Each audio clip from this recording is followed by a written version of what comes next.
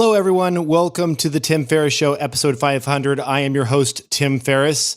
I'm not Tim Ferriss.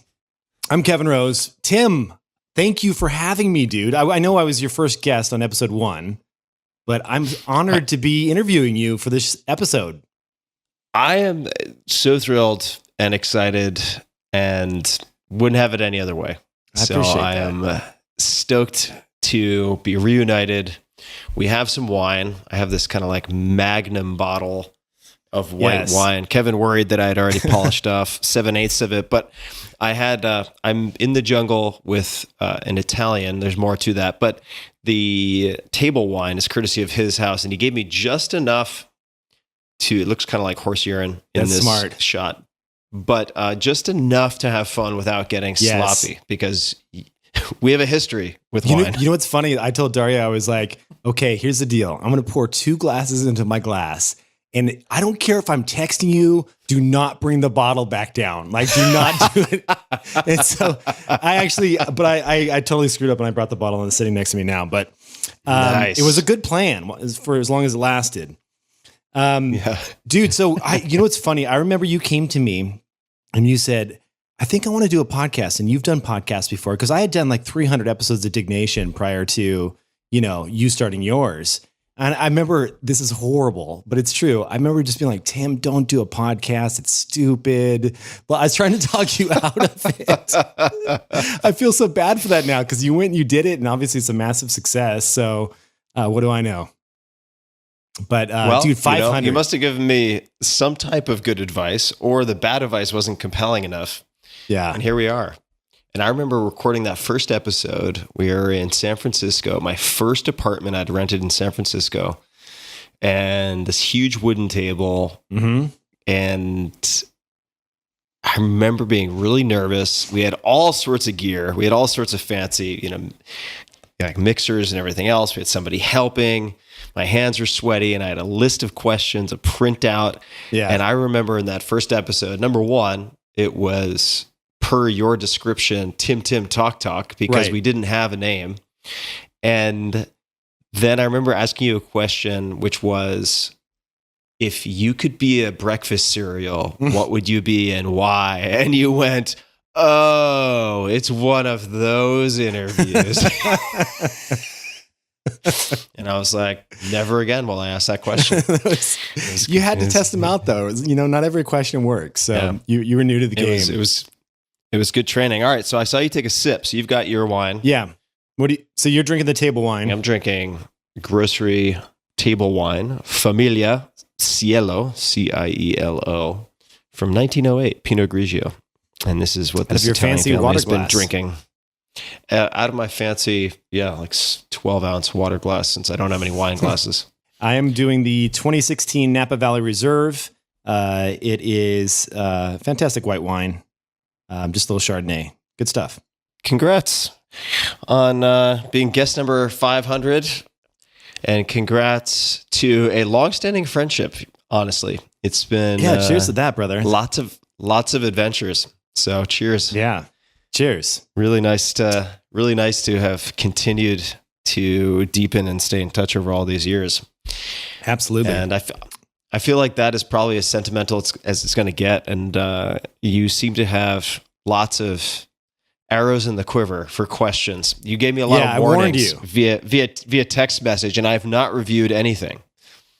So this was the cool thing, is I was putting together a Google Doc, and I was like, okay, Tim, we'll share the Google Doc. I'll put some questions in there. Tell me what you think. And he's like, actually, I'd rather do this just sight unseen. Let's just roll with it. So I went out, did a little Twitter post. You retweeted it. We got a few hundred questions there. Also, some of your good friends, like Mr. Chris Saka, who's a mutual friend of ours, reached out and sent me some very colorful questions, if you will. Oh, fantastic! So I'm kind of saving those for a little bit. Well, actually, I'm going to start with the Saka one, but some of the more juicier ones are going to be peppered in a little bit later in the show. So this is fun. This is a good mix of serious and crazy, and it's a smorgasbord of questions, if you will. A grab bag of podcasting delights. I'm ready. Okay. So here we go. I'm actually going to lead off with a Saka question because he sent so many good ones. He said, What one thing do you eat that you've never wanted to admit to the 4-hour body tribe? So Oh boy. Well, I will say the first thing that comes to mind, because it's a recent example, is if I've had 2 or more glasses of wine and there is pizza within 30 feet of me, it's game over. It's completely game over. So I was having a bunch of pizza, and by a bunch, I mean like 6 to 10 slices, just a few days ago.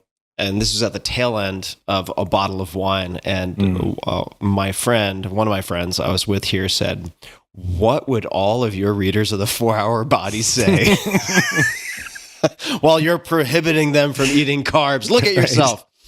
And so that's the first thing that comes to mind. If there are any Tim Tams nearby, Tim Tams are this cookie treat that I just think are delicious. They're amazing. And there's the Tim Tam Slam, which is when you dunk it into something like milk or any number of other things. Tim Tams are also dangerous territory. So those are the pizza and Tim Tams. When you say 30 feet away, do you mean that like your phone is 30 feet away and you order pizza and have it delivered to your house? Because that's what I do. That's my downfall. I'm eliminating the phone from this. If I walk, let's just say pre-COVID times, had a few drinks, I'm walking down a street to get to wherever I'm going and we pass a pizza joint, or if it's within like excusable rationalizing distance, like, oh, let's just go over and take a look at the menu, right? If it's a right turn and you have to go a quarter mile, I'm not going to do it. So I'll try to preserve some dignity. But if it's within wandering distance, say there's a place called Home Slice on South Congress in Austin, and it's dangerously close to the main kind of pedestrian area. So I would succumb. Yeah, we're in the same camp. If anything was within a couple blocks of my house, it's like game over. Like that's just going to happen all the time. All right. Yeah. So next question. Love the show. However, it seems that you're constantly searching for the next big life hack, next product that will satisfy, etc. How that would be exhausting and would lead to constant anxiety. My question, Tim, have you found peace outside of having things or knowing things? That's a damn fine question. Is this from the interwebs? It is. Yeah. My relationship to self-improvement or thinking about hacks and so on has changed over time. And, the word hack used to not have as much baggage as it now does. So I use that term effectively never these days because it's just established or taken on such a kind of a nasty, negative overtone. But I'll tell a story. I think this illustrates how I'm reorienting quite easily. And that is, I was spending time with an incredible, I want to say psychiatrist. He's also, I want to say, an ordained minister. I may be getting some of the details wrong here. Maybe it's a master's of divinity. I don't know. Named Bill Richards. And Bill Richards is well known also for being one of the most experienced, let's call it guides or facilitators above ground in the psychedelic world. So he's facilitated hundreds of sessions along with a woman named Mary Cosimano, who's equally impressive in so many ways and just an incredible human being. And I spent time with Bill. He's supervised years and years of sessions, both pre-prohibition, meaning pre the Controlled Substances Act, and post. So he's done all sorts of trainings all over the world. And there were two things that stood out from that conversation immediately. Number one, I asked him what books he could recommend for learning more about the process of guiding, the protocols they use, And he said, so the problem with books? And I was like, what's the problem with books? And he said, too many words. So again, it gives you an idea of his personality. And then the second thing he said was related to doing the work. Because I said, I'm not afraid to do the work. And he said, what's so tricky about doing the work? And I asked him what it was that was so tricky. And he said, there's a very thin line between doing the work and just picking on yourself. So I think that, self-improvement and how much it affects you positively or negatively, for me personally, depends a lot on the motivation behind it, right? Like, are you running away from something? Or are you running towards something? Are you finding problems with yourself or problems in your life just because you've been rewarded throughout your life as a problem solver? I think that's true for me. It's true for a lot of people. You're just good at solving problems, so you get really good at finding problems. Or are you doing it because there's some joy in doing it, right? So for instance, right now I'm trying to pick up a couple of different games, right? Like board games, chess, there are a number of things. And I find those really fun. So I'm improving my thinking and so on, looking at a game of complete information like chess, learning about classical games and all this stuff. Legal's Mate, I think, is one that I learned yesterday, which is just gorgeous with 2 knights. And I'm a novice, but I'm having so much fun doing it. Versus, let's just say, a contrast with that would be a therapy session that I had yesterday, where we got into all this childhood stuff and revisited a bunch of trauma. And I came out of the session feeling much worse than when I went into it. And it occurred to me that I think that we can feel like we're doing a good thing sometimes when we're suffering and grinding, but that does not by default mean that we're doing something worthwhile or improving. And so after that session, I sort of committed to myself not to like dredge up all of the pain from the past in the name of doing the work just because I can. So I feel like I have a very good relationship to hacks and all that stuff now. It doesn't cause me stress. And in fact, it never really has.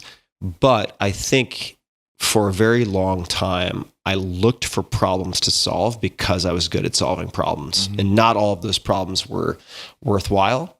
And many of those problems were just masochistic, if that makes any sense. It does. How do you apply this, though, to actual products? Like, for example, you do the 5 Bullet Friday, really famous newsletter.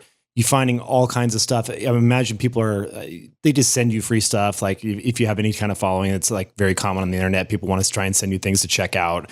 Like, how do you not just accumulate a bunch of crap? Like, I find that every little object you own is some type of subconscious like burden. It's just like just storing it as a burden. It's just psychic drag. It's like, imagine dragging all that shit around behind you in like a net. Right? So what do you do? What do you do there? Because you must see and get so much stuff. Like, how do you clear that out? How do you not try out the latest project or product? Yeah. Number one is I really don't encourage people to send things to me. I mean, you know this because for better or for worse, you've turned into my unpaid executive assistant. So people try to go through you, and I'm just like, nah, I'm good. I'm good for now. And what I'll very often do, number one, I have policies. So I try to make one decision that removes 1,000 decisions, right? So even in 2009, I was getting 30 to 40 books sent to me by publishers or authors per week. That's impossible, right? You can't even begin to read those, let alone have your own life with your own priorities if you bend to that type of incoming. So I initially just said no, and they're all, but even saying no was exhausting and took a lot of time when you start to have not 30, 40 a week, but several hundred a week. And I then posted, for instance, a blog post, which is a general policy of not reading any new books in 2020, meaning any books published in 2020. I've extended that to 2021. I'm not reading any books published in 2021. So when someone asks me or asks someone on my team, they can say, sorry, Tim's just not doing that. Check out tim.blog/new books. Just backdate your book, basically. Yeah, it depersonalizes it. So it makes it easier to say no, and it makes it easier for other people to receive no. The other thing is, like, if someone's like, hey, let me send you blah, blah, blah, blah, blah, free product, free fill in the blank. The first thing you got to remember is, like, I remember somebody said once, And I can't remember the attribution, but like free sex is the most expensive sex you'll ever have, right? That's true for free books. That's true for free product. It's not free. Yeah. There's going to be, if you have an audience, there's going to be a follow-up. And sometimes it's like, oh my God, 10 years later, I've had 73 emails from this person. Don't open that door. So if someone says, hey, I'd love for you to try X, if it's a really close friend, and I know they're putting their like reputation on the line and putting some skin in the game, right? They're risking something, then maybe. But very rarely, if it's a book or something else, I'm like, you know what? I'll buy it myself. So how do you... around the purchasing side of it, like how do you make a decision to actually buy something? Like how do you prevent yourself from overspending on items? Like, is there anything that you use to be more minimal? Well, I know you've had this snooze function, right? Where you won't allow yourself to make the 3 a.m. Amazon purchase. You have to hit snooze for 24 hours. Yeah. So this brings up questions related to some level of what people might consider success, right? So you end up in situations, and this is a very rarefied situation. So I want to acknowledge that up front. Like you and I are in very fortunate positions. But let's say I get sent a bunch of shit. Somehow it gets sent to me, and it's not useful to me. I'm not interested in it, but it could be very useful to someone else. Let's take an easy example. Someone sends me a bunch of swag, right? Like sweatshirts and hats and so on. It's like, I have enough clothing to last me forever. I don't need any more t-shirts, none of it. The cheapest thing for me to do is to throw that out, right? To literally throw it in the trash. Okay. Then there are karmically better things to do, like taking it to Goodwill, which is what I usually do. And then I'm paying an assistant $20, $30, $40 an hour to do that, right? I could return something. This is another consideration, right? Like, am I actually going to return something if I don't want it? The answer is likely no. Yeah. So I really try to measure twice and cut once in those cases. I think I am disinclined to buy too many things right now. Although if you looked at my Amazon order history, that might sound ridiculous. But compared to, say, even a few years ago, I buy far fewer things because for me, the visual punishment of having a disordered kitchen table, of having a disordered house is so irritating. I'm very visually sensitive. I'm kind of like Monk from the TV show in that way. I dislike that so much, and I dislike waste so much. This is particularly true of food. I'm very sensitive to food waste. That it's sort of a self-correcting system in that way. I become much more sensitive to clutter in the last few years. Yeah, that makes sense. All right, let's move on to the next question. Is there any advice you used, given to you, or that you have given in the past that wasn't the best? Not trying to be a troublemaker. I'm just wondering how high performers know when to course correct, e.g. abandon faulty notions. Does that make sense? Very good. It does make sense. That's a very good, and it's a very important question, right? Because you always get advice from people who have done well, or you see advice from people who've done well, and there's a survivorship bias, right? It's like the Warren Buffett parable of sorts. Maybe it's not a parable. Maybe it's a metaphor. I always mix up metaphor and analogy. In any case, maybe it's a simile. I can never keep those straight. But he talks about if you take like 10,000 orangutans and they're flipping quarters, like eventually you're going to end up with one orangutan who has like flipped heads 100 times. And then that orangutan is going to write books about how to flip quarters and beat the stock market. And like, so there's so much chance involved, and there's such a survivorship bias, meaning you only see the advertisements for the mutual funds that survive in a magazine like Barron's or whatever. It's important to ask that question. And I'm saying all of that to buy myself some time because I know those must exist. I'll give one. I'll give one. I had an incredible aversion to any type of investment in publicly traded equities, in stocks, until just a few years ago. You know this. You've watched this, right? Were you telling people not to invest in stocks, or was this something someone told you? So was it advice that you gave or advice that you received? Because that was... It was advice that I received from a few people I respect who were very uncomfortable in investing in publicly traded equities because they felt like they could not directly impact the value of those companies. And these were startup investors. And that made a lot of sense to me at the time. And that logic still makes sense, right? Like, what am I going to do to increase the market cap and the price per share of Tesla, right? Like very, very little. I mean, I suppose my audience is large enough that maybe for a day I could like register a blip, maybe, but really not much.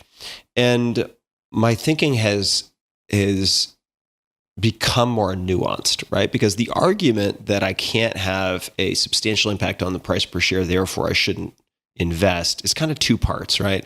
So the assumption that I can't have a substantial impact on price per share, that's valid. But does that therefore lead to the conclusion I should not invest? I think there are other considerations. So thinking about timeline, right? So if I'm trying to invest in a company over 6 months, I have zero confidence or very little confidence unless there's a huge drop for some reason that I think is unwarranted. But if it's over a 2-3 year time horizon and I don't feel any pressure to trade, then I've become much more comfortable investing in a handful. Got the wine burps already after one glass. I feel much more comfortable investing in a handful of companies that I feel are kind of inevitable, unless they're grossly mismanaged. Like from a tech trend perspective, they're kind of inevitably going to do decently well over a 2 to 3 year period. So how did you know when to course correct though? That was actually really interesting part of the guy's question. Is like, as a high performer, like, you know, it's easy to get really kind of into someone's advice, especially if it comes from someone that's like super vetted and you really believe in. Like, when did you decide like, this is bad advice, I need to change this? Yeah, you're good at this. You should interview people. So I think it was forced upon me in a way by COVID in this particular instance, because I was sitting in almost, I shouldn't say entirely cash, but largely in cash, like let's call it, just for the sake of argument, 50% cash. Yeah, it was so dumb. Well, maybe. Well, maybe. I mean, when you're in all cash, you're losing by inflation. You're losing money just letting it sit there. Well, we could debate. Okay. We could fight over this one for a long time.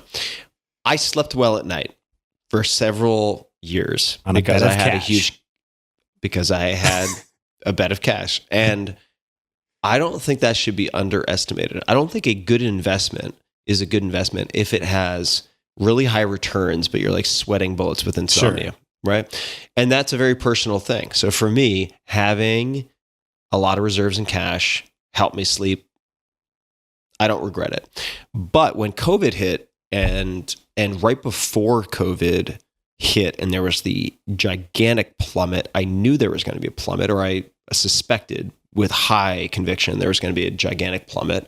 I was not savvy with options or credit default swaps. That was just not on the menu for me. But I thought there were going to be buying opportunities in many places. And so then the question was, well, I've been sitting on the sidelines. I said I would be back, even in 2015. Right now, we have to be aware of the sunk cost fallacy, not the sunk cost fallacy, but the confirmation bias and all these various things where it's like, if I publicly stated, like, when there's blood in the streets, I will be back and I will invest. I said that in 2015 when I, quote unquote, retired from startup investing. But I deeply believed it. I was like, as Tim Ferriss is the person who really understands very few aspects of investing with any competence, I don't get a lot of fat pitches like this. And I was like, where am I going to put money? Like, I have all this money that I have claimed I've been waiting to deploy. what the fuck am I going to do with it? And I spoke with dozens of investors, not just two people I respected, and ultimately came to believe very deeply in a few positions. Whether or not COVID, whether the consequences, severe and also extended, of COVID on both the economy, on technology, on behavior, were acute or 2-3 years long, companies I felt would really benefit in either scenario. So I end the liquidity profile of equities, right? Like, you want to get out, you can get out. You might get kicked in the balls from a tax perspective, et cetera, but you have liquidity, unlike a lot of the stuff that we do, right? Like, you put money in and like, you are in, like, your chips are on the table for 5 to 10 years. We both have examples that are way past 10 years. And so that would be an example. But the example, I think the example is interesting, not because equities, not because the stock market, not because blah, blah, blah. It's the process, right? And I was lucky to have a forcing function. I will say, here's another one, right? Like, I have really relied on dietary interventions and exercise and so on for manipulating my blood markers, right? My blood tests for a long time. And if you look at my lipid profile, so let's just say my cardiac and lipid profile, genetically speaking, I have terrible, terrible, terrible software for a few things.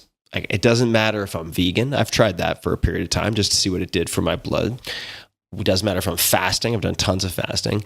Pure keto. Doesn't matter if I eat all meat. I've tried all these things, and I've looked at the blood tests. And my ApoB count and various other things are terrible. They're so bad. Dude, you and me both, man. It sucks. Yeah. Yeah. And it's just like, look, my dad's had a heart attack. My uncles have had strokes and cardiac issues. This is we just got dealt a really shitty hand from a cardiac perspective. And I've never considered going on medication like ezetimibe is the one I'm considering long-term or indefinitely.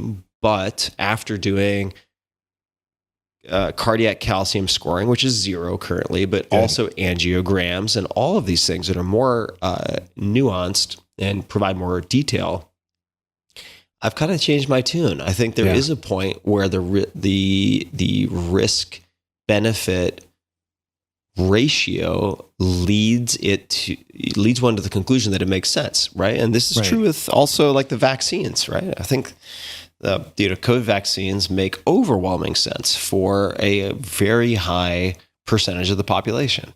Yeah. So that would those would be two examples. Yeah, that's great. Awesome. All right, another question. I'll let you try and guess who this one is from. Ends with Aka. When was the last time? When was the last time a blood or urine sample was stored in your fridge? That's a good one. Because there was a time when you open up your fridge and it's like a 6-pack of beer. There's just urine everywhere. There's urine, blood, stool samples were the best with the biohazard marker on it.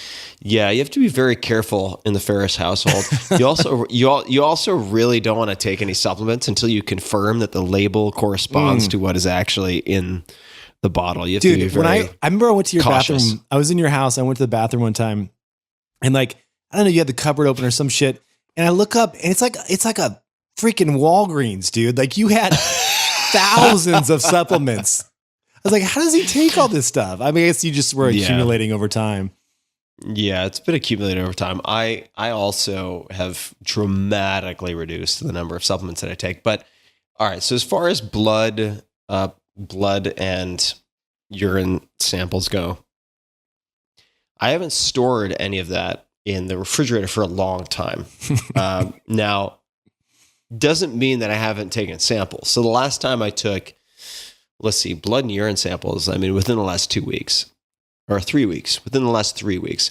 But I have realized during COVID that there is such a thing called mobile phlebotomy. So you can, rather than going into Quest or one of these labs to have a draw performed or into your doctor's office, there are in fact services or people who provide mobile blood draws. So you can set an appointment. You could even meet them outside, and literally it's like you wake up, you probably do not eat breakfast, but you wake up, you're fasting, and you have a blood draw within 5 to 10 minutes. They're actually not that expensive either. I had one happen here in Oregon, and it was like $50 to have it done. And it's fantastic. Like especially during COVID, dude, you don't want to be around it like 15 other people in a room. Yeah. It's amazing. I have found it to be a godsend and really, really convenient. A mobile phlebotomist, for people who are wondering how that's spelled, phlebotomist is PHL, phlebotomist, with a bunch of E's and O's and other Wheel of Fortune ingredients. All right. I will say though that people wanted us to get, a lot of the comments was they get personal, like get into it. I will tell one other little story. When I was leaving your house that one time, I remember this is a long time ago. It's like a decade ago or something. You're like, okay. Like most friends, they say like goodbye, like, you know, give you a hug or whatever, fist bump, whatever. You like hand me like, you're like, all right, dude, like have a good one. Like, and you hand me like a bottle of beef liver pills. Do you remember this? I'm like, those are great. I'm like, okay, cool, friend. Thanks for the beef liver. You didn't even tell me what to do with them. It's just like, hey, take some beef liver on your way out. That's desiccated beef liver from grass-fed cows in Argentina. I remember that.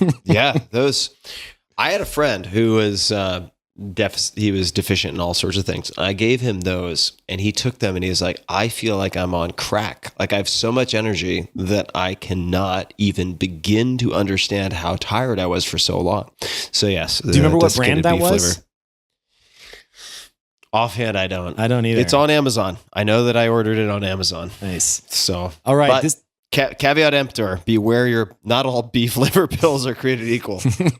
Yeah, you don't want like nasty hormone injected beef liver pills. Like, don't. No.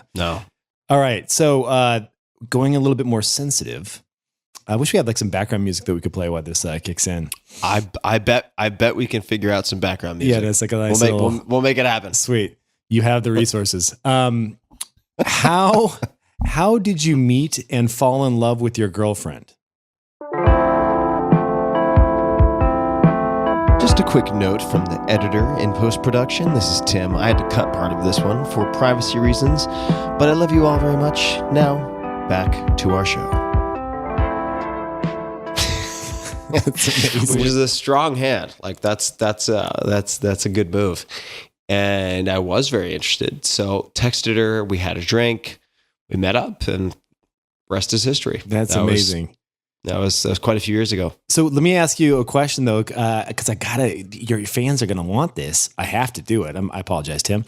It says in the actual question, fall in love. So when was the like for me, you know, you talked about when I met Daria at the bar, we talked about Zelda, and she was a big Zelda fan. I was like, oh my God, I could love this girl. Like, was there something that jumped out during that first couple dates where you're just like, this girl could be an amazing match for me?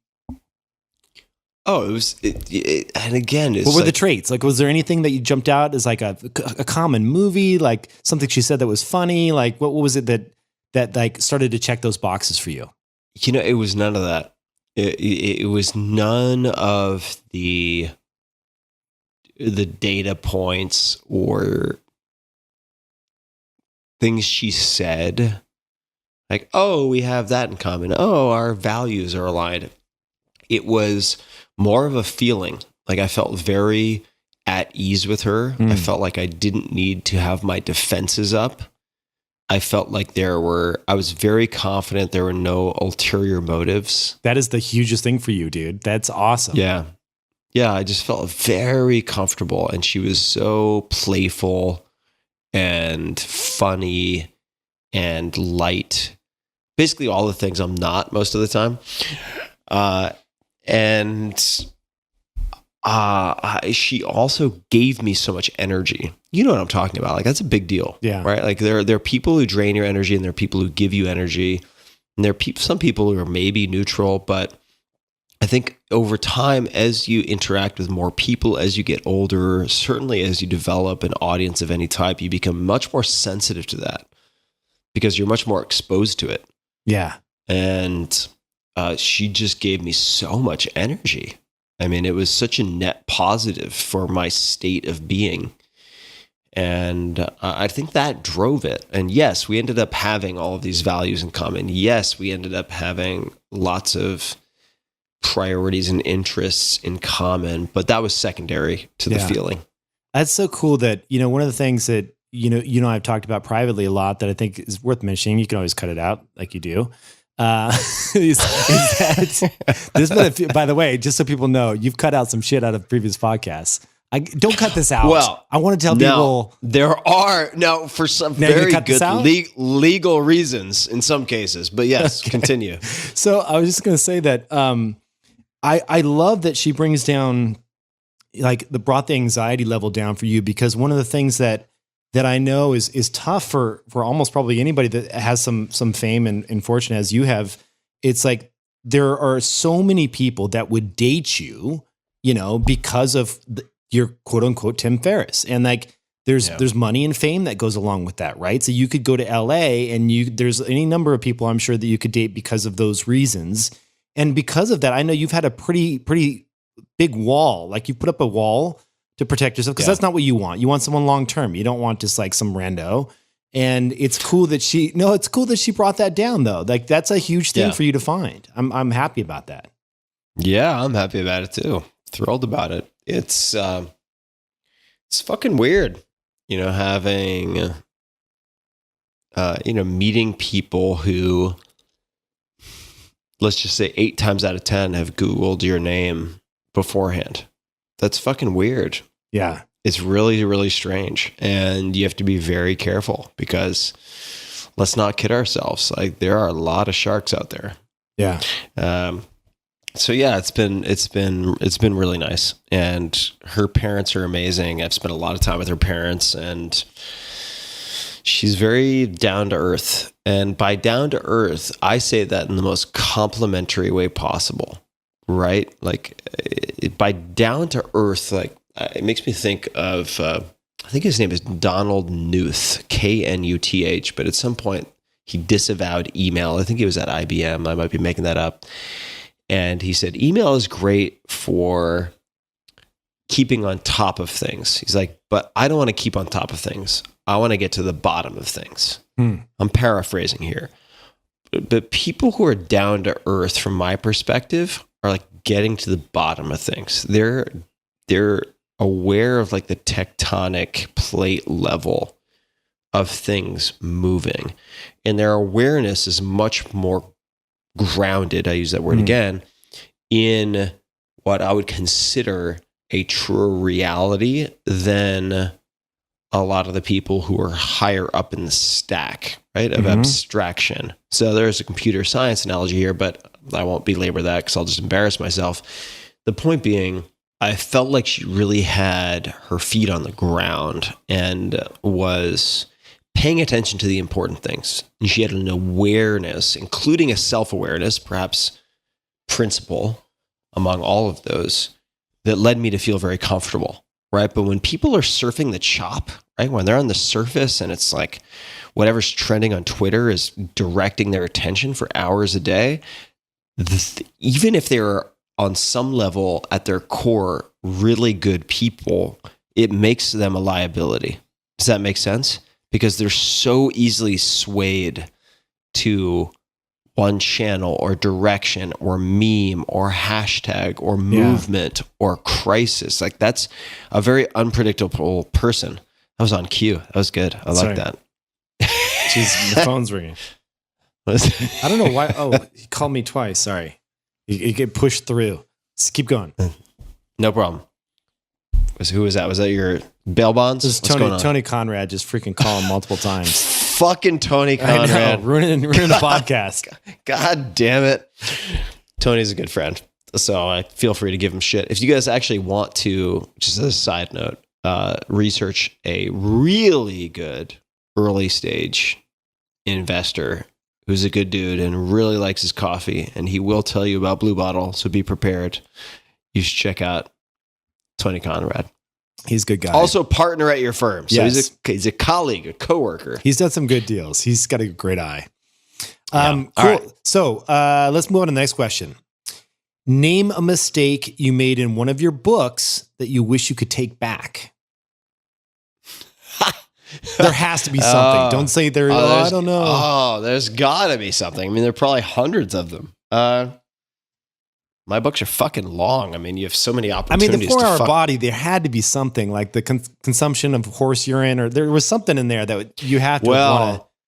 I mean, there was one mistake that I pulled out. So in the first edition of the 4-hour body, there's a whole chapter on extended breath holds. And I realized that's just too dangerous. People don't understand the safety precautions you need to take for breath holds. And it was yanked. So that Did it actually make it to press?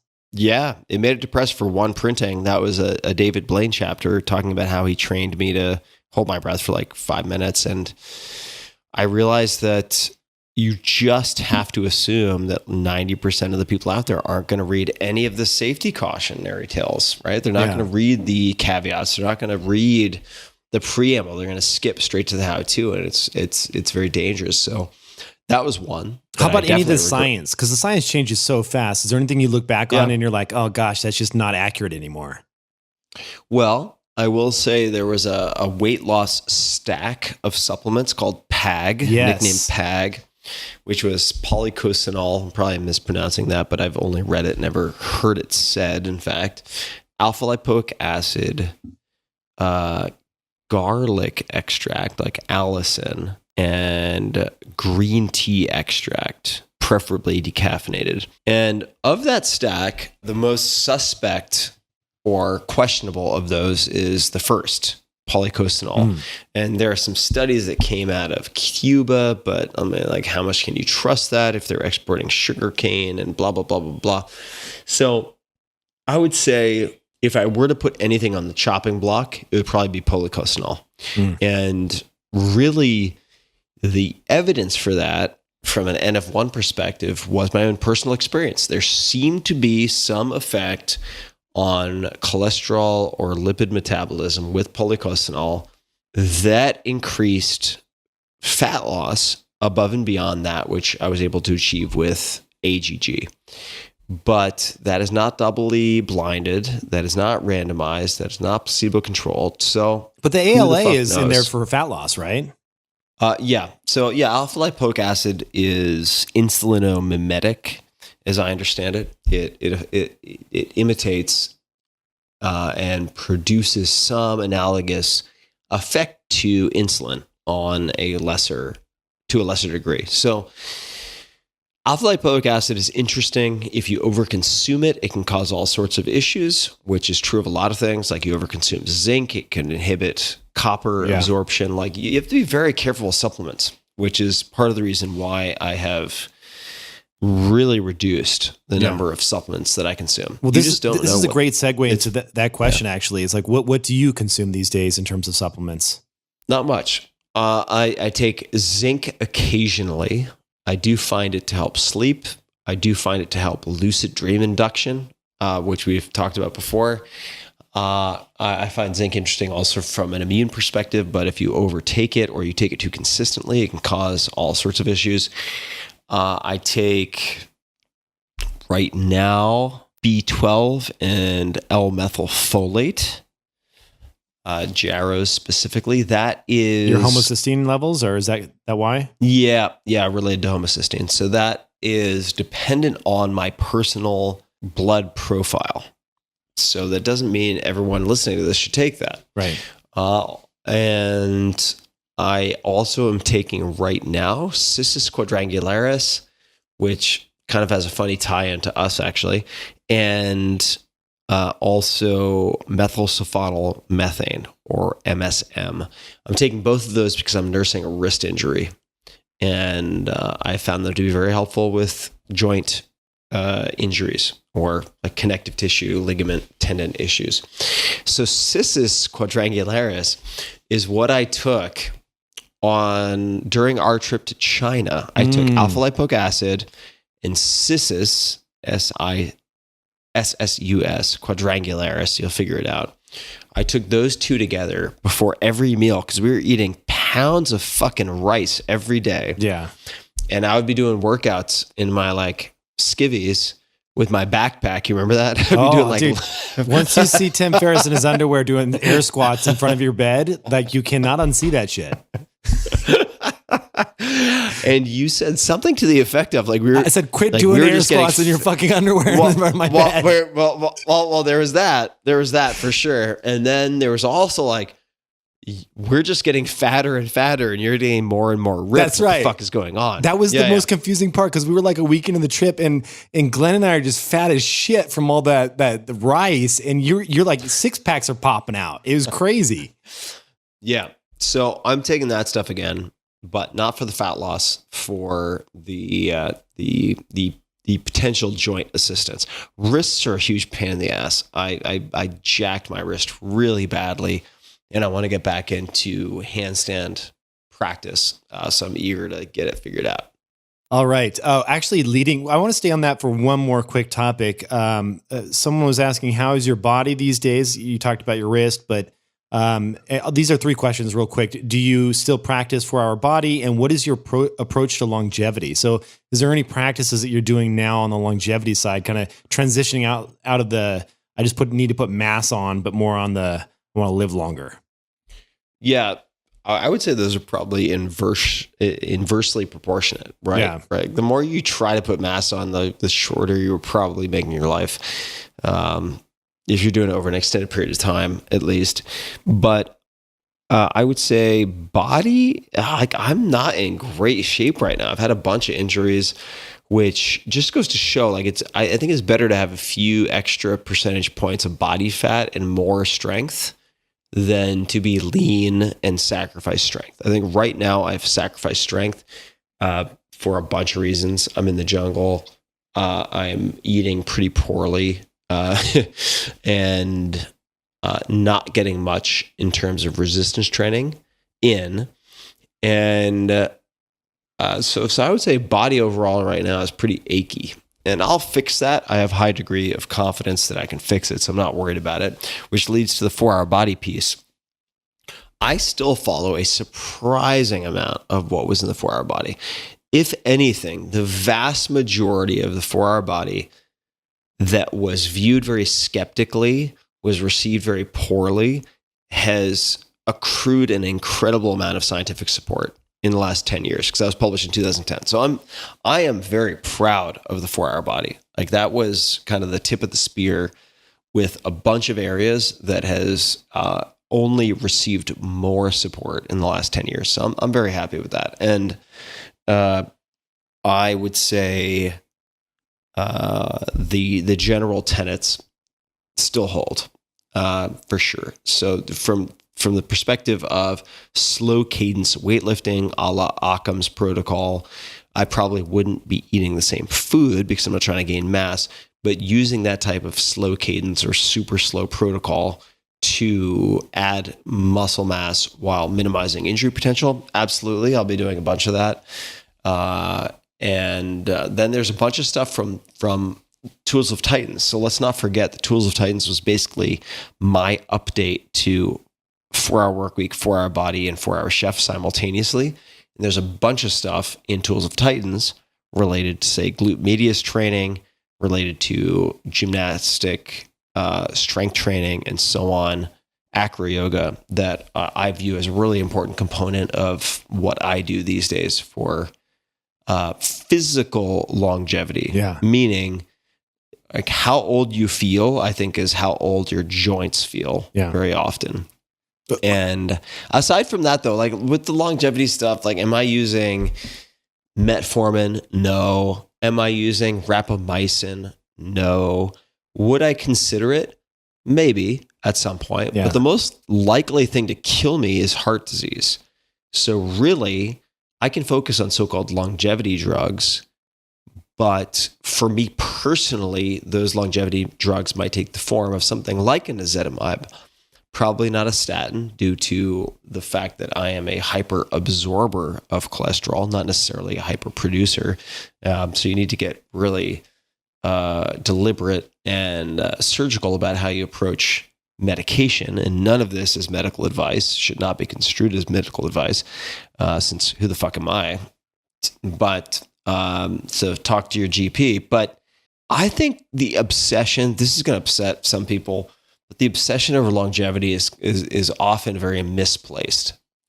Like I looked at one point at the average lifespans of males in my family on both the paternal and maternal lines. And if they didn't die really, really early, which they clearly didn't because they lasted long enough to procreate, but if they didn't get wiped out by like typhoid fever at age 35 or something in the 1800s, pretty much all of them die at 85. They die around 85. Fucking everybody. And it doesn't matter if it's, 20 years ago or 300 years ago. 85 is a good run, dude. That's not that bad. It's not that bad. So as far I'd take that. So as far as pulling straws, like I didn't get the short straw. I didn't get the shortest straw, but in the striving for immortality, I'm glad there are people who are preoccupied by it and are spending time on it. All things equal, which is never the case, by the way, but all things equal, would I prefer to live to 120 versus 85? Yeah, why not? Sure. But am I going to do caloric restriction every day so my testosterone falls to the floor and like I lose all my muscle mass and I look like a fucking prisoner of war? No, I'm not going to do that. Yeah. So I don't spend a lot of time thinking about longevity per se or ultra long lifespan. I do spend time thinking about what stupid mistakes I can prevent easily, or what medications or supplements or interventions I can implement easily that will prevent me from dying earlier than I should based on my genetic average. Yeah, that makes a lot of sense. I mean, that's the whole Peter Attia thing, which I think is beautiful. Just really digs into the family history and says, what are the things you're going to die from, and let's prevent those from happening, Yeah. Yeah, totally. It's like the focus on the fundamentals, focus on the basics. Next question, best movie to watch on mushrooms. Oh, that's a good one. It depends a lot on the dose. It depends a lot on the dose. Like if you're microdosing, you can handle one type of movie. Yeah. If you're on like 3 grams of mushrooms, just look at the wall. It's a very, just fucking chill out and look at a flower because it's going to, 3 grams is actually navigable for a pretty decent percent of the population, but like 5-6 grams, just lay down. Yeah. Just lay down and listen to some really cheesy spa music and fucking relax because it's going to be an interesting 6 hours. But let's just say hypothetically that someone has taken 600 milligrams, 300 to 600 milligrams of psilocybe mushrooms dried. I would say Spirited Away. Oh, arguably awesome. My favorite movie of all time. The animated movie Spirited Away will fucking blow your mind. And if that isn't interesting, I think soundtrack is important to pay attention to. Do not watch something, even if it's beautiful, like Baraka. If it has a weird, moody soundtrack, that may not be good for you. So I would say my predisposition would be something animated like Lilo and Stitch or How to Train Your Dragon, something like that. If you try to get too fancy, if you're like, I'm going to watch a moody black and white French film, you're just asking to get fucking kicked in the nuts. Yeah, when I was a kid, it was Pink Floyd The Wall. But that was not mushrooms, that was weed. So I think that'd be a little too intense for mushrooms. Different. Yeah. Different. Yeah. I would say pay attention to soundtrack. When in doubt, pay attention to soundtrack. All right. Next question. What is something you have failed at but haven't spoken of? People just want to know about your failures, man. Yeah, they want all the lowlights. Failed. Episode number 500, the lowlight reel. Let's see. Something I've failed at but haven't talked about. Has there, you did this series where you went and did a bunch of episodes, you hacked things really quickly. and you're so good at like consuming books and like getting to the meat of what something is and figuring it out. There has to be something where you were just like, I want to figure this out, and you just fucking suck at it, right? Like, well, I mean, honestly, episode 1 of the Tim Ferriss experiment, when I did parkour, which was my insistence, I was like, we're going to do parkour first, episode 1. And I fucked myself up so badly. I mean, I had so many injuries, like elbow, wrist, knee. I tore 3 of my 4 quadriceps. These are your thigh muscles, front of like quadriceps 4, right? I severely tore 3 of them from impact, from jumping off of stuff. It was a fucking disaster, like an unmitigated disaster. And I don't think I've talked about that much. And so I insisted with, in retrospect, the most idiotic reasoning ever, that we would do parkour first. And what that meant was we had 13 episodes to film. We were filming every fucking week without a vacation for 13 weeks straight. And the first week, I basically became a cripple. Like, I fucking ruined myself. It was so bad. And so, for weeks afterwards, I'm wearing like medical grade compression pants, which take like an hour to get on. It's like, if you imagine I'm not a 300-pound guy, but just imagine you're like a 300-pound guy and you have like elastic Gap Kids fucking long underwear that you have to get on. It takes forever. Like, it takes so long. And there are points, I've definitely not talked about this, where I was so fucked up after that parkour episode, and I'd be wearing these like compression pants just to function, to like hobble around like a pirate for, whatever I was filming, episode 2, 3, 4. And I would get so tired, and they took like 45 minutes to get off. Maybe an exaggeration, but they took fucking forever to get off. It'd be like an extra small wetsuit that you have to get off your legs. And I would be so tired that I'd be like, I'd get it down to like my mid calf, and I'd be like, fuck it. And I would just lay down on the bed, like with these compression pants around my ankles or my shins, unable to get them off. And I would just sleep. I would just sleep with these things around my ankles. So that's one that comes to mind. That's a good one. There are many. Yeah, there are many, but that's a colorful one. That's amazing. When it happens, what type of dad do you want to be? Ooh, that's a big one. When it happens, what kind of dad do I want to be?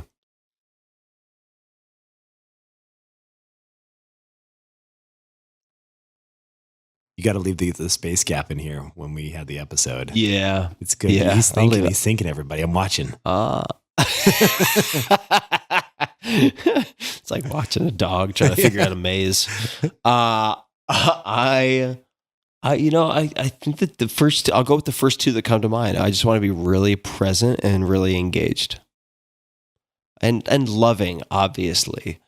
But I just want to really fucking pay attention and be engaged, because I know so many guys, including good friends of mine, who are just like, yeah, man, I'm fucking missed it. Like, they grew up so quickly, and like, yeah, you missed 2 years. It's like missing 20 years. So I want to be really present and really engaged. I think if I pay attention to that, I feel like all the tactical sleep training versus attachment versus whatever, like I can figure that all out. But if you don't have the prerequisite attention and awareness and engagement, then none of that. I mean, all that stuff is window dressing, I feel like. When I think about being a father, I think about some of the attributes that my own dad had that were amazing. And I would certainly want to continue those on. And then other little tweaks that I'd want to do, because, that's what we're doing. We're kind of pushing things forward. What attributes would you say did you really enjoy from your father? And there are any little tweaks that you would make? I think my parents did a great job considering the circumstances that we found ourselves in, right? I mean, I think a lot like you, we didn't have very much money. There was not budget for new bikes and stuff like that. We made everything go a long way. Lots of TV dinners. Lots of TV dinners. I was there too. Yeah. Yeah, man. God. There was the good, the bad, and the ugly with the TV dinners. Like those shitty brownies were so delicious. Those shitty like brownies in the middle square at the top. Those were so good.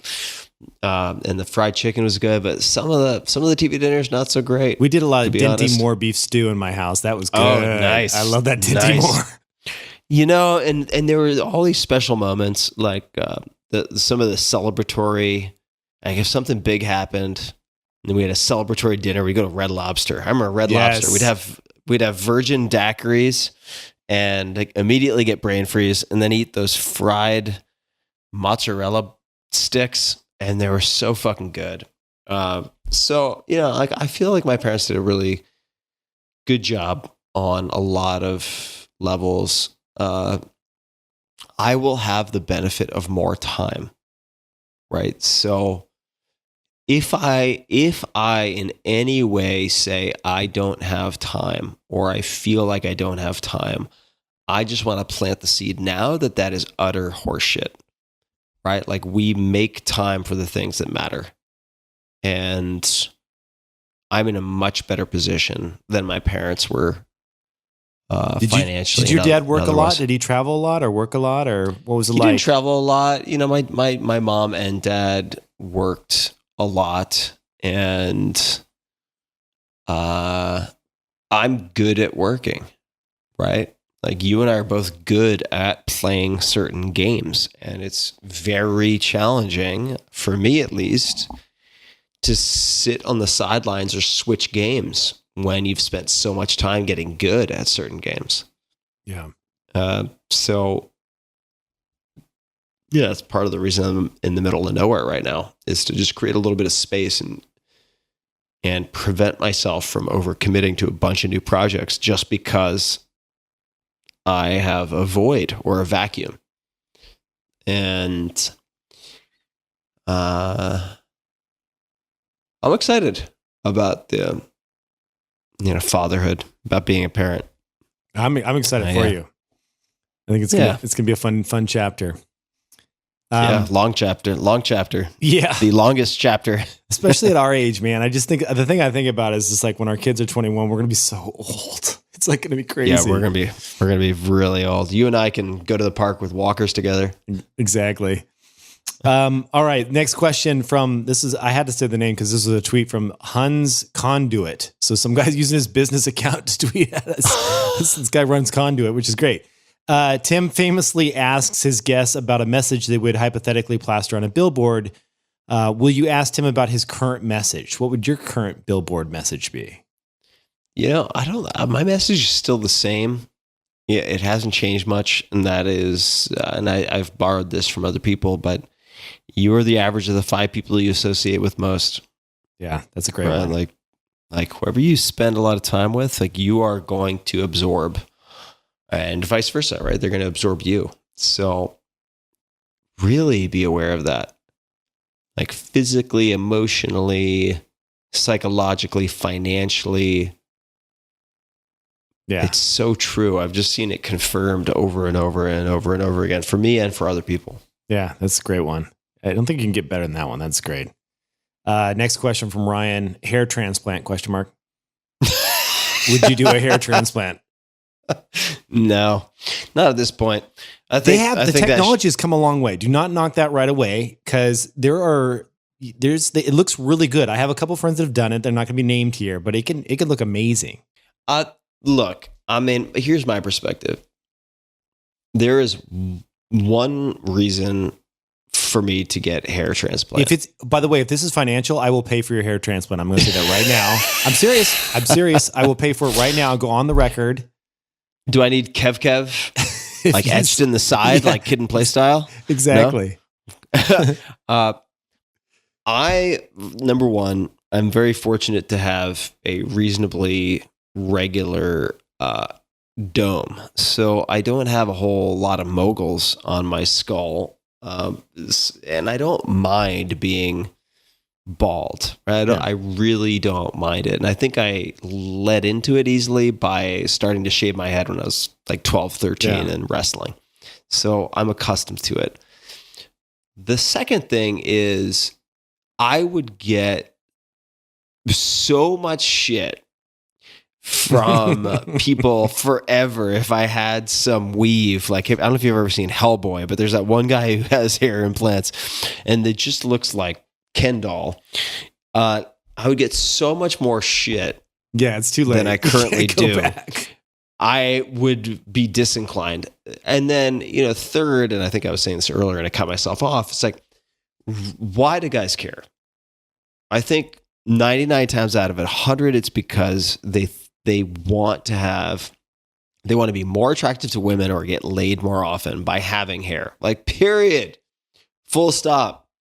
I don't care. I don't care about that. Right. Like, I'm very, very happy with my girlfriend. We're planning on having a family together. And like, if I couldn't be with someone because I didn't have hair, I don't want to be with them in the first place. Like, that's a very charitable, easy layup, yellow or red flag for any guy. Oh, by the way, also that's like, you did the right thing. Like, the wrong thing is leaving like the sides on and just kind of going with the bald top. Like the power donut. Right. Exactly. Yeah. I'm not, look, there are a few people who can pull that off. Like, if you're, what's his name? Commander Picard or whatever of Star Trek. Like, if you're somebody that badass, you can pull off the power donut. If you're a hedge fund manager who just gives zero fucks and is a master of the universe, and you're just like, look, I can move global markets and decimate currencies with one twitch of my pinky finger. Great. Then like, keep the power donut. I do not have the confidence or the wherewithal or the skill set or the power to make that work for me. So, well, it looks great. It's nice and shiny right now. The light's hitting in the right direction. You. It's beautiful. Has a healthy sheen to it, like a dog coat. All right. Moving on to the next question. Your favorite episode and why? And I will say that with the caveat that we you can mention the one that you talked about that was really, really dear to you that you did a few episodes back. But I think outside of that particular episode about the around the abuse. Yeah. I mean, favorite episode is I get this question quite a bit. It's hard to give a favorite episode because almost all of my episodes have some personal driver behind them. So the reason I do episodes varies so widely that there is objectively no one best. Even subjectively, there is no one best. It has everything to do with what my goals or challenges might be at any given point in time.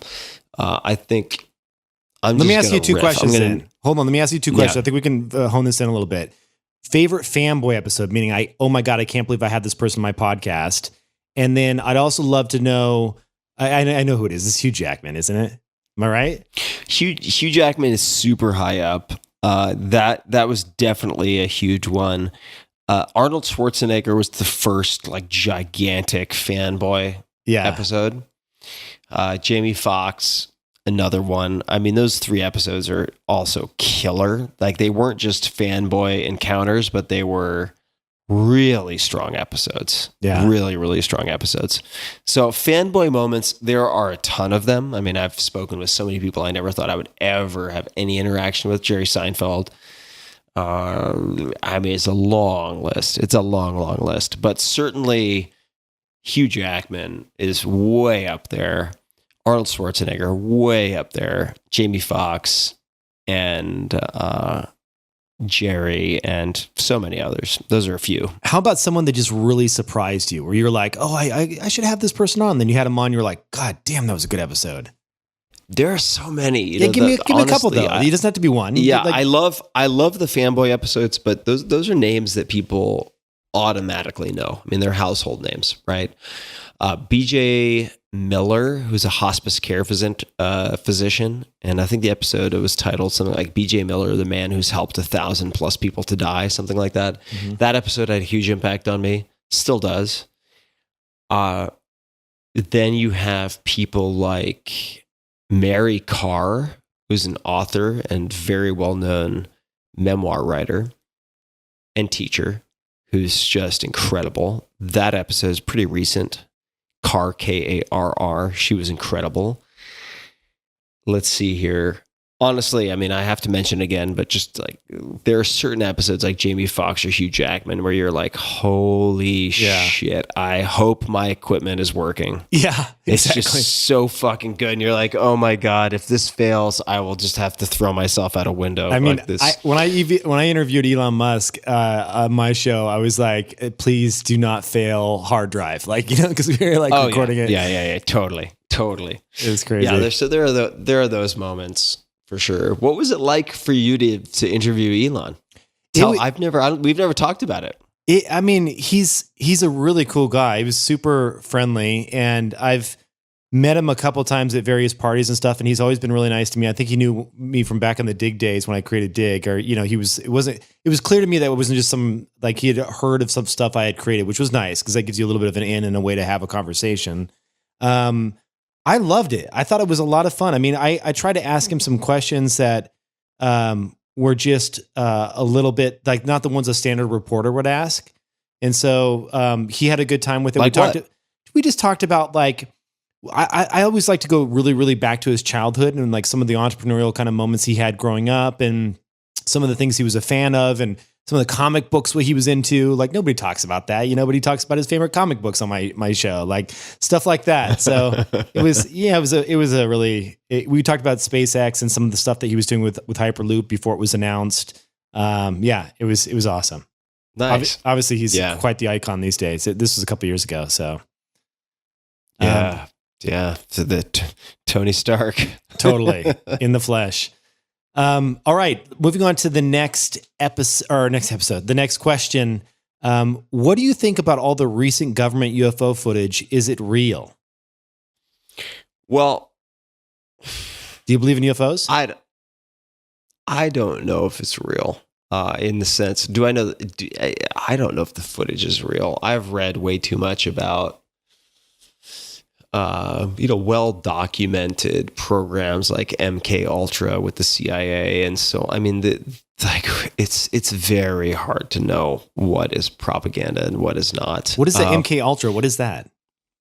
This is sort of the deliberate and non-consensual administration of LSD by the CIA as a possible truth serum or destabilizing agent and all sorts of craziness. And, I've also looked very closely at the Stargate program, which was utilizing remote viewers or those considered to be remote viewers, so remote perception and all this craziness. So like, are UFOs real? Fuck, I don't know. I will say this. That's a big question. Above my pay grade.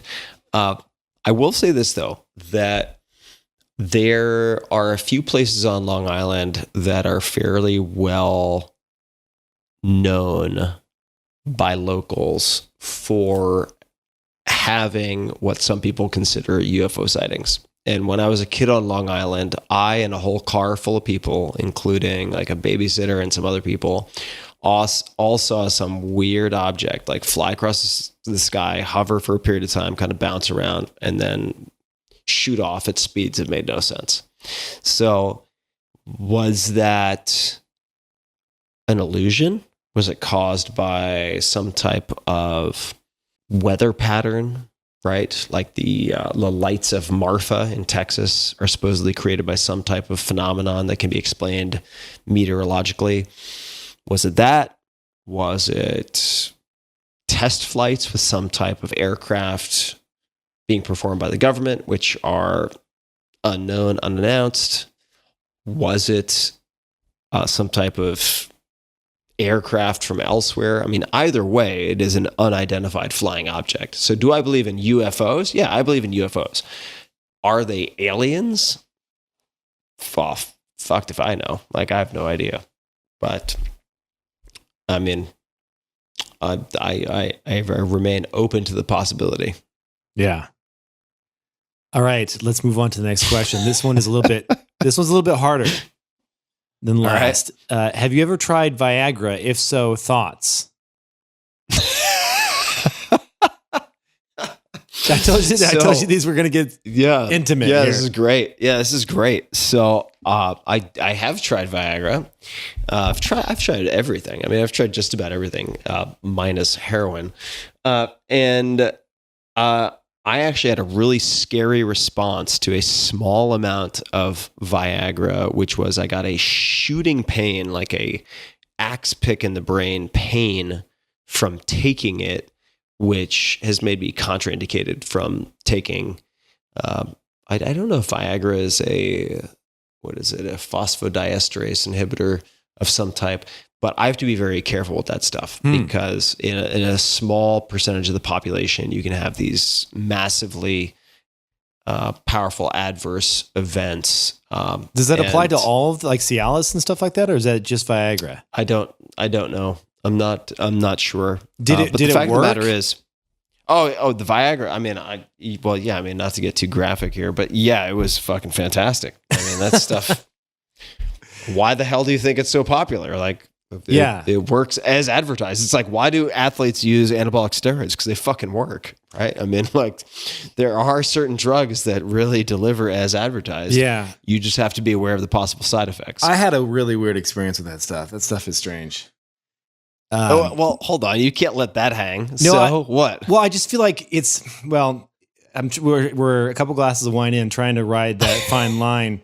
So I'm going to say this in a very PC way, the best I can at this moment in time. Don't say it in a PC way. Well, that's so lame. Here's the deal. Okay, so when you take it, 30 minutes later, it kicks in, and you can tell by like you feel like a flushness in your face. Did you get that? That kind of like tingly flushness in your face. I got a flushness in my schwanz. Okay, so what happens next is things elevate. And when they do so, it's like at the it's like blowing a balloon to like 12 when it should be at a 10. And you reach down. No. When you reach down, it feels like it's another dude's thing because it's like it's way bigger than you're used to, right? Because you're at the knob has gone to a 12. So it's just confusing. That's all. But it does make you like you're a dragon slayer for a couple hours at least. Like there's no. You'd agree with that though, right? Yeah, I would. I think dragon slaying on Viagra is definitely gonna have to make it into the headline of this episode. It is a weird thing. It is definitely a weird thing. I bought mine in Mexico of all places. This is like, you got to be careful. Yeah, you got to be careful. Who knows, like if it was like an amplified dose or something, but yeah, kind of insane. Could have been Clorox. Who knows? Yeah, exactly. All right. Any other 4-hour books in the future? None planned. I have retired that jersey. You're done with the 4-hour? Yeah, I think so. That's fair. Rest in peace, 4-hour. The 4-hour thing was fun for me. Yeah. Remember I used to send you texts of like there was a 4-hour laundry cleaner in SF, and I'd like walk by and take 4-hour laundry. I like take photos of it and send it to Tim. That was like Van Ness or something. That's I right. remember that. Yeah, definitely. Yeah, no, thank you for your service, 4-hour. I think I'm done. It's retired as a jersey, framed on the wall. Nice. What a beautiful chapter. And it was a chapter. That was a good chapter. Good couple chapters. It was. All right. So what will you be doing at age 50 and 60? That was the actual question. Yeah. So just retirement. I don't know why they picked those years, but like, let's just say later in life, like what does TimTim look like 20, 30 years from now? Yeah. Retirement, I don't think that's a thing. Yeah. I just, I sort of enjoy getting amongst it too much. I can't imagine like just like sitting around doing Sudoku all day, watching Wheel of Fortune or something. Like I don't think that's going to be me. So 50 or 60. I mean, let's see. I mean, it's not that far off. 50. I'm 43. How old are you right now? 43. Fucking A, man. 44. 7 years away. I know, it's crazy. One turning of the locusts, and we're 50. So, 50. I mean, let's just say I have like 6 or 7 year old kid at that point. I will probably be increasingly cantankerous and salty I will be increasingly uninterested in social consensus or social media or I mean, I feel like that's you popularity. Today. I don't think that's... Yeah. So I think it'll just be like Tim Plus. It'll be like TimTim Plus. Love it. I think there's a good chance that I will be spending more months of the year with the family in and surrounded by nature, less time in urban environments. From an athletic perspective, I would anticipate to still be doing things like acro yoga, skiing, probably weight training at least once per week. I think that'll become more and more and more important.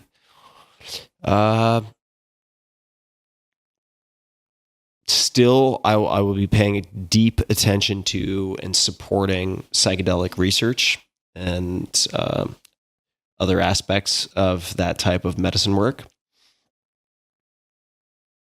It's hard for me to envision like a huge change aside from a focus on family, which I think will be a gigantic shift. But, I would hope not to have to contend with any major medical emergencies or crises in my family, but TBD. I mean, 60, if I'm 60, that could be at the point where my parents, one or both, pass, which will be a huge transition. I don't know how that'll affect me. It's impossible to predict for me. I just don't know. I don't even have a point of reference. Yeah. Let's move on to the next question. We got a couple more left, and then we can wrap things up. And I do have some extra bonus ones if you want to keep going. But bonus. Let's do it. I'm all for bonus. Well, let's just do the last Sokka or a quick Sokka one. What's your quote unquote holy shit today sucked drink or drug of choice? That's from Sokka. That's a great one. Well, it depends on at what time of the day I determine that the day has already sucked. 6 p.m. For instance, hold on. So if I wake up and I'm just getting fucking haymakers for like the first 2 hours of the day and I'm like, wow, like today is already sucking donkey dick. This is terrible. Then I might just fucking call it and have a day of mushrooms and walk through the forest and just be like, I'm done. Tap. I am complete. So that's one. I would say otherwise, the one that is ill-advised for me is drinking copious amounts of caffeine, right? Having just like 4, 5, 6 cups of coffee, which on the way up feels so good and you get so manic and like you forget all your worries. And then the coin flips and you just feel like an anxious mess on the way down. So that's a mixed blessing for sure. I would say gin and soda, like a Hendrix and soda or a Casa Dragones, like a tequila and soda at like dusk. So these days, like a 5:30 kind of happy hour, like, you know what? I'm not going to try to like squeak this out and grind for another hour and a half. Like, nope, going to call this one at 4:30. 5. If it's really brutal, if you're just like, why? Like if I'm still in the game, I'm just like limping along with the ball, getting crushed by like 500-pound linebackers. Like, yeah, what am I doing this for? This is pointless. Then I'd say gin and soda or tequila and soda. What was the gin that you gifted me? The Botanist? I think you were giving those out one year for around the holidays. Was it Botanist? It could have been Botanist. I love gin. You were into one gin. Gin's the best. Yeah. It's so much more. It's so much more interesting than vodka, right? Like it's the botanicals in there, and it's a fantastic beverage. Yeah, I love clean tequila. I love interesting gin, and there's something called Sotol, Sotol, which is found in Texas, which is also quite interesting. It's for people who need maybe a comparison. It might be somewhere between tequila and mezcal. Ooh, so a little bit And, more smoky then. Yeah. There's But not there's as a company hardcore. called, yeah, there's something called, there's a brand I think called Desert Door, which makes some really nice sotol. It's pretty hard to get. I also find that quite interesting, but if you drink enough of that to get plastered, you are going to feel it for sure the next day. Yeah. Oh, bad like hangover type stuff going on. It's got that smoky element, right? Same with mezcal. I mean, I feel like a donkey's kicked me in the forehead if I have like too much ashtray mezcal. mouth the next morning. Like you're just like, oh, Yeah. Like, oh, who had a campfire in my mouth? Right. That one. So you mentioned Dragones. I think it's important not to skip over that one. Fantastic tequila. Yeah. And also fantastically expensive tequila. They actually make a less expensive version now. A couple of them. They do. Nice. Yeah. Okay. Which is great. Yeah. Casa Dragones, the House of the Dragon, makes some really nice stuff. And I was introduced to that. Pretty funny story. So I was first exposed to that. Am I making you seasick with this camera? This camera bit. keeps I think I'm like going out of focus. It's like zooming in and out. I'm like, if I drank that much, like you just keep going. Right. It's like the cinematographer, like imitation of being drunk. My God, it's making me seasick just looking at my own image going in and out of focus. But in any case, Casa Dragones, I was first exposed to when I spent time with a friend of mine who's a former Navy SEAL, and he and a bunch of guys were doing weapons training and shooting range practice with, all sorts, like AR platform, handgun, sidearm, you name it, like all sorts of stuff. And their ritual was to then go back to the house, disassemble all the guns, and clean all the guns while they're all sipping Casa Dragones. Oh my God. But you mean disassemble like all the way down to bare metal, or like, what are you talking about? Just clean them, the general cleaning. Cleaning them, but in some cases, disassembling the handguns and so on. And they're doing this very safely, but we were just like sitting around with a bunch of like hyper masculine dudes who are like real professionals. I don't know what I'm doing, but like cleaning guns, drinking, sipping tequila, right? Like no mixes, no cocktails, just drinking, sipping tequila. And like, it was amazing. It was a great experience and a really great group of guys. And I had that, and I had always had the association with tequila that it gave you a nasty hangover. And I drank so much of this tequila, woke up the next day and I felt like $1 million. I was like, how is that even possible? So did you read about it? Do you know what the deal is? It's been filtered 12 times. The Dragones. Well, there you go. You know more it's than like I do. No, it's like a super ultra filtered. It's like the cleanest of the clean. Like that's why it's so expensive. It's fantastic. Yeah. So if you feel like getting a nice gift for somebody or for yourself, that's one option. All right, 2 more questions. Does anything make you feel old, or does anything make you feel young? What makes me feel old would be aching joints. So elbow that I've had elbow surgery on, the wrist that I've jacked up. I injured my lower back recently in a stupid accident. Joint pain makes me feel old. Same, dude. Sucks. For sure. Like muscular pain I can deal with, but like joint pain makes me feel old. Makes me feel young. Riding bicycles and riding my girlfriend. Those two. Oh, Jesus. That's gonna dude, this question is not gonna make it in. Like, it'll make it. It'll make it. Oh, it was great. Yeah. We'll see. We'll see if it makes it. Those two things keep me young. All right. Let's just get a little. This is the last question. And it's a more serious one. I wanted to end with this one because I do want you to take it seriously. We don't know how much time we have left, and I am curious, when you die, what do you ultimately want to be remembered for?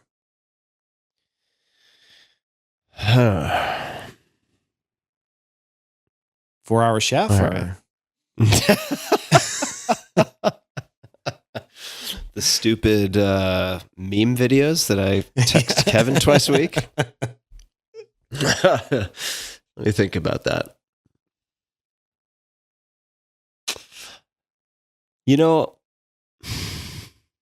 I don't think any of us are remembered for that long. I think that kind of over focusing on legacy can warp and contort a lot of thinking about life and what you pursue, right? I think it can lead you to pursue things for prestige. And I think prestige, approval, guilt, shame are all really bad reasons for doing things, oftentimes.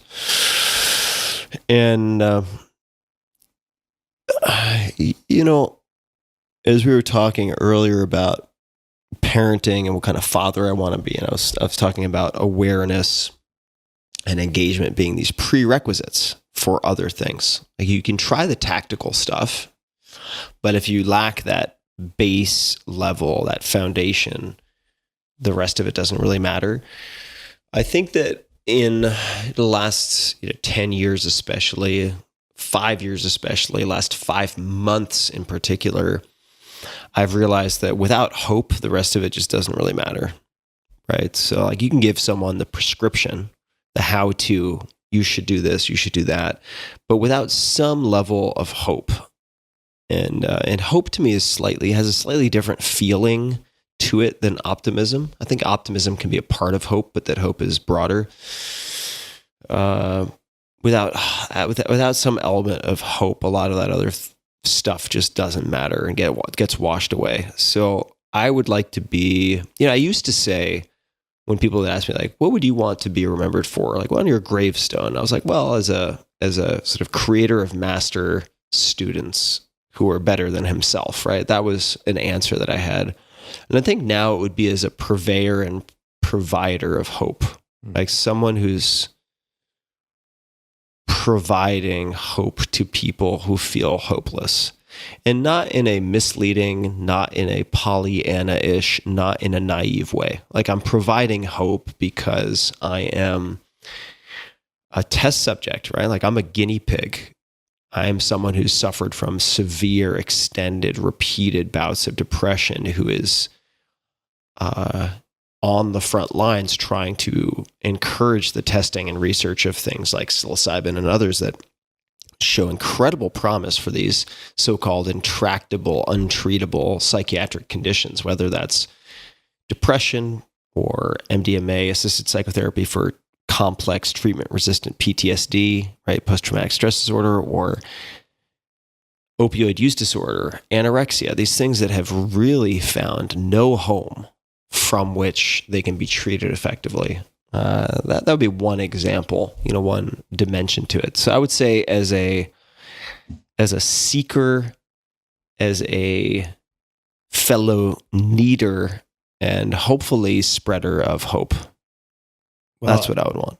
I got to tell you, I think that a lot of people would agree with this statement, in that everything that you've done. I mean, when I first met you was at your book launch party for the 4-Hour Work Week, and then later the 4-Hour Body. Like that, those have all been about hope. They've been about how can I improve myself, and how can I live and do things on my own time and by my own design, and you live a healthier lifestyle. And then now taking it to the more philanthropic side of things and working on mental health, like this is the easy thing for you to accomplish, because like you've already done it. Like your career has been all about hope. So I think you inspire a lot of people, and for that reason. So that's great. It's thanks, man. No, it's something to look up to. Like I know you and I talk about this, and we have a slightly different take on philanthropy, in that I've done bits and pieces of it. My take, and it could be the wrong one, but I'm in like the prime of my earning career, and I think that I want to like get a little bit more resources so that I can do bigger impact things long term. But like you're definitely an inspiration for me on that front, and certainly something that I want to eventually imitate and figure out how to do, is have a bigger impact in that way. So thank you for all that you've done on that, and dude, it's been awesome that you'd even share the space with me for episode 500. So thank you for that as well. Oh, thanks, KevKev. Yeah, it's I want to give some additional thanks to my girlfriend.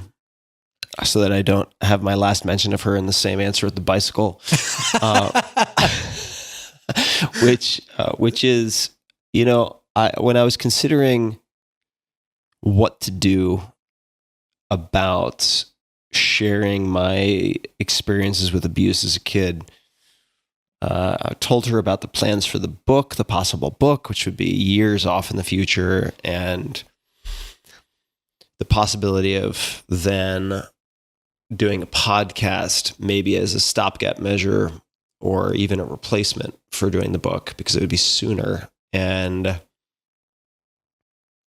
she just made the point that if you looked at the discrepancy between those two, let's say a podcast coming out in a few months and a book coming out 4 or 5 years later, that there would be, and there are many people who would die by natural causes, take their own lives via suicide, or otherwise not ever have access to the book, who would benefit from the podcast. And I think that there's compounding of wealth and resources, and you can make many compelling arguments for if and when to jump into the fray to try to address problems based on compound interest and so on.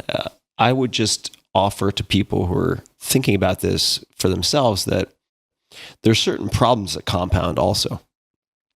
And there are certain problems, certain subsets of populations and so on who are more easily reached, more easily addressed, more easily helped now than they will be in a year or 2 years, because the problems compound at a faster rate than your capital. So, that's one perspective that I would offer.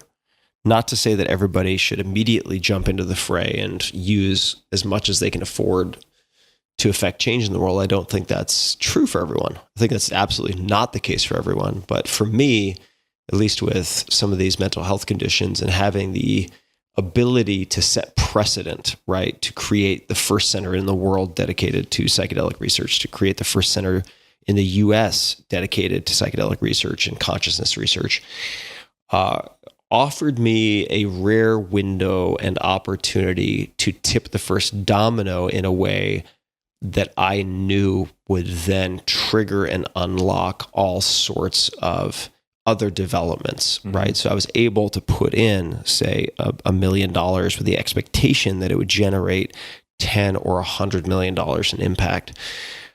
So I do think that you got to pick your time. You got to pick your target. You really want to be surgical with this stuff and very thoughtful.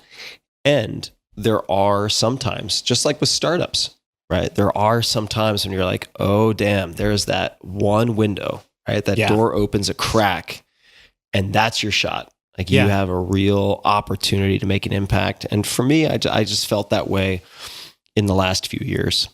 But I'm excited to see what you do too, man. Yeah, it makes a lot of sense if you think about it, because there was this little tipping point that happened where all of a sudden there was a window to create some research around psychedelic use, that because if the government had totally locked this thing down, like let's say we were in some country that was just clamped down on both the federal and state level, it would be probably like pissing away money at that point, right? Because you wouldn't even be able to fund research. But you found a window, the momentum was going in the right direction. And now, we're seeing benefits from that in terms of it being legalized, like in Oregon and other places where this could be real therapies going into people in the next year or so, which is really cool. Yeah. It's moved a lot faster than I ever could have hoped. And there are going to be challenges. There are going to be setbacks. There are going to be messes. There are going to be players in the arena with less than pure motives, which is to be expected. And that's all part of the game. So yeah. Well, the last thing I want to say is, and I'd be curious to know how you were able to do this in yourself, is that one of the things that I want to push more forward, especially given that I have a couple daughters, and I think that more men should be vulnerable people, like able to talk about, like you've talked about, suicide and depression and child abuse and like all these really tough, sensitive topics. And, I've certainly talked about couples therapy and the abuse my father gave to my mom and things like that. Like, we need to encourage more of that. And I just want to say thanks to you. You've helped me be more open with myself and my audience about those things. And I think it's that, like, starting that conversation. Oh, if Tim can talk about it, I can too. It's such an important thing that we all need to do. Oh, thanks, Kevin. Thanks, man. That really means a lot. It's the truth though, dude. Like, it really is. Like, it helps me when you talk about this stuff, I can talk about it. Like, and I know that's the same with so many other people. So anyway. Thanks, brother. Cheers to you, brother. Congratulations on 500. Wishing you to 500 more or 1,000 more. When do you hang it up, by the way? How many do you think you got left in you? I have no plans to hang it up at this point. You know, this gives me, this is joyful for me. It's fun for me.